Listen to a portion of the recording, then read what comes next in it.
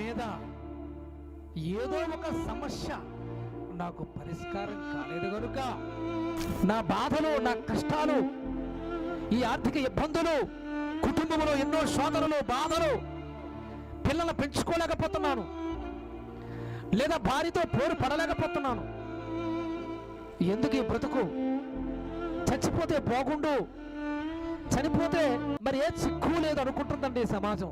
రోజు మనం వార్తల్లో చూస్తుంటే ప్రతి ఒక్కరికి ఫ్యాషన్ అయిపోయిందండి. ప్రియులారా, పరీక్షకి వెళ్ళిన పాప